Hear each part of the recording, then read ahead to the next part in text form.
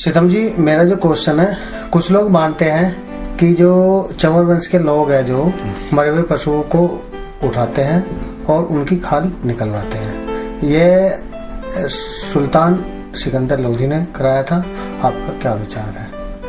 पहले देव जी, आपके चैनल पर जो दर्शक देख रहे हैं हमें, उन्हें धन्यवाद देना चाहता हूं और ये भी विनती करता हूं कि आप एपिसोड को पूरा देखें, तब बात में समझ में आएगी और इतिहास को ठीक से चिंतन मनन करें और दूसरों तक पहुंचाएं। तो आपका प्रश्न है कि मैंने ये कहा था पीछे कि ये ईसा पूर्व दूसरी सदी में मरे हुए ढोरों को उठाना और उनकी खाल निकलवाने का काम पुष्यमित्र ने वीरदत्त मौर्य के मगध में कराया था।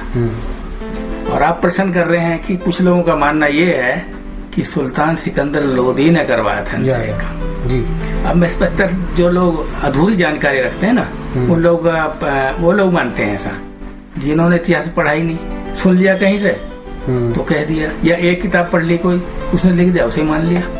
किसी भी प्रश्न को हल करने के लिए, तर्क करने के लिए कम से कम 5 या 6 पुस्तकों का उसमें तर्क देना आवश्यक होता है, तब सच्चाई पाते हैं। तो कुछ लोगों ने जो आप बात कर रहे हैं सिकंदर लोधी की, वो है सोनकर जी, विजय सोनकर जी, तो उन्होंने पुस्तक लिखी है चरमकार वंश। तो हवाला देते हैं किसी अंग्रेज लेखक का, उन्होंने पूरे विस्तार से लिखा। तो वो कह रहे हैं कि सिकंदर लोधी ने इनसे काम कराया, और किस लिए कराया, तो उनका तर्क है इसलिए कराया कि गुरु रविदास जी ने अपने शिष्य के रूप में एक सिकंदर, वो था सदना कसाई जी, उसे हिंदू बना दिया था, सदना कसाई को, सदना कसाई। तो इस पर सिकंदर सुल्तान फिसल गए, विचलित हो गए, ऐसा क्यों, और पकड़वा लिया, गुरु जी को पकड़वा के मंगवा लिया, उन्हें जेल में बंद कर दिया और ये कहा कि आप जो है जैसे हम कहें ऐसी मानो, और आपने गलत काम किया तो उनसे खाल निकलवाने का काम और पशु गंदे गाँव में लगाया और कहा तुम्हारी जनता भी इसे करेगी, सबको कह दो। तो सब लोगों ने किया, ये इन लोगों का मानना है, किंतु मेरा मानने से अलग है। मैं तर्क की बात करता हूँ। यदि हम ये मान लें थोड़ी देर के लिए कि भाई सिकंदर लोधी के समय में ये काम हुआ, इसे मान लेते हैं, तो एक प्रश्न है मेरा, अभी थोड़े दिन की बात हुई है, यह सिकंदर लोधी गुरुजी को बंद करते, उनसे घृणा करते, उनसे गंदा काम कराते, तो जो तुगलाबाद में दिल्ली के पास गुरु रविदास जी का मंदिर अभी डीडी ने तोड़ा था, उस पर सारे चंवर वंशी के सारे दलित इकट्ठे हुए थे, सरदार इकट्ठे होते, मुसलमान भी इकट्ठे हुए थे, नहीं टूटना चाहिए। तो मेरा मानना यह है कि 2 बीघे जमीन सिकंदर लोधी ने दी थी, वो क्यों दे दी, उन्हें देनी चाहिए थी, मंदिर को नहीं देनी चाहिए थी ऐसे आदमी को। तो मेरा तर्क ये है। दूसरी बात यह है कि जब हम तर्क करें तो हम सिकंदर लोधी का शासनकाल देख लेते हैं जी। सिकंदर लोधी दिल्ली में कब सुल्तान रहे, ये देख लो। तो सिकंदर लोधी का जब इतिहास पढ़ते हैं, पूरे मुस्लिम उसका वंश का पढ़ते हैं, तो 1489 सन में शासक बने, अब 1517 ईस्वी में तक रहे, फिर उनका बेटा बन गया, जो वो था लोधी, दूसरा उसका बेटा बन गया, उसका एंड हो गया। तो 1489 और 1517 तक उनका पीरियड रहा। अब गुरु रविदास जी की कथा से जोड़ रहे हैं लोग। अब गुरु रविदास जी का देख लेते हैं। गुरु रविदास जी काशी में सन 1376 में पैदा हुए, किंतु कुछ लोग दूसरे विद्वान मतभेद रखते हैं, वो कहते हैं 1383 में पैदा हुए। तो 2 साल का अंतर।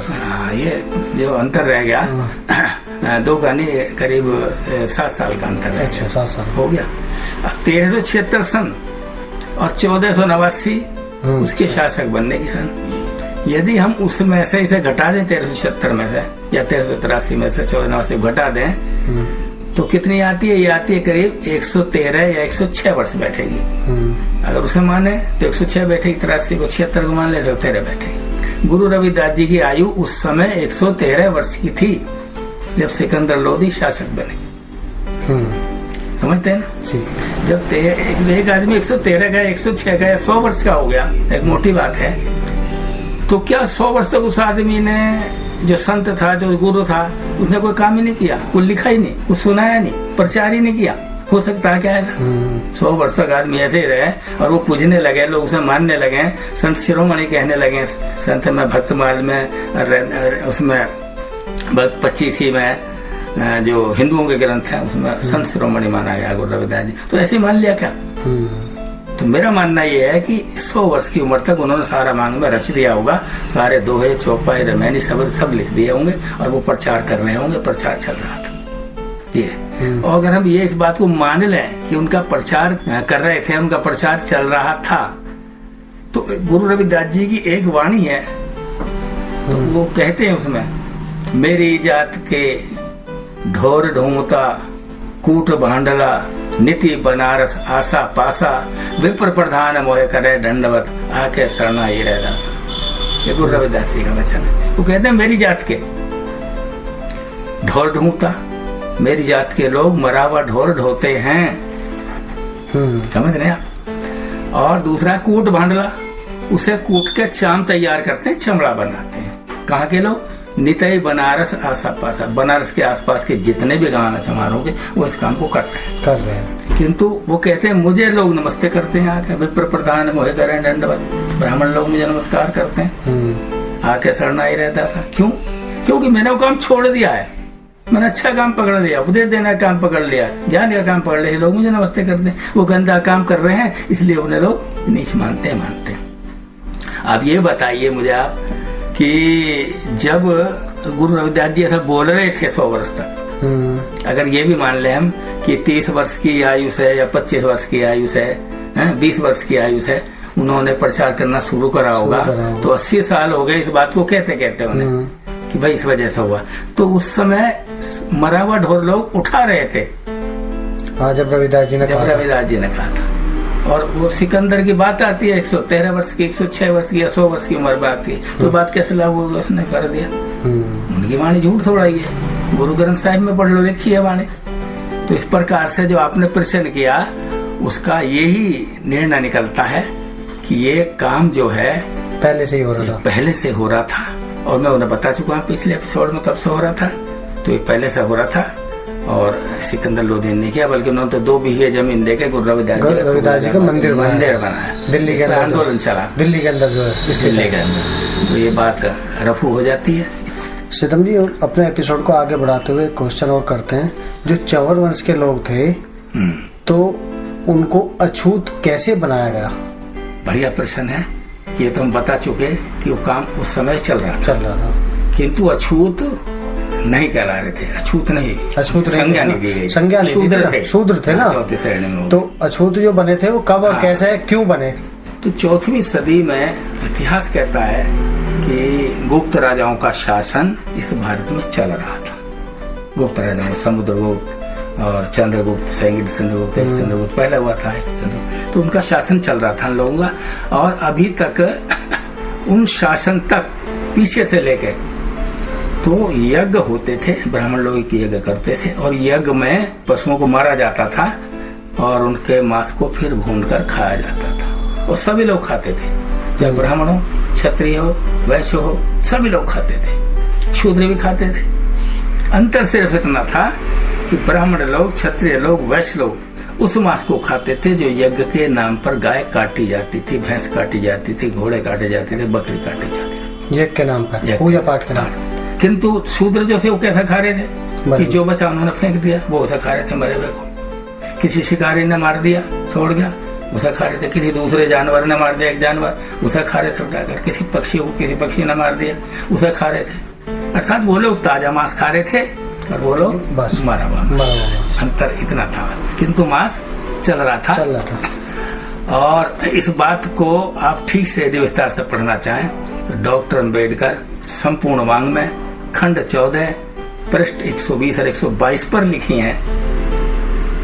उच्च कोटि के विद्वान है और ये भारत सरकार प्रतिष्ठान से प्रकाशित हुई है पुस्तक। हाँ, खंड में पढ़ सकते हैं। तो ब्राह्मणों का जब ये काम चल रहा था वो पशु नहीं मारते थे और ये मारते थे। ब्राह्मण लोग मारते थे, काटते थे, सारा वांग में भरा पड़ा।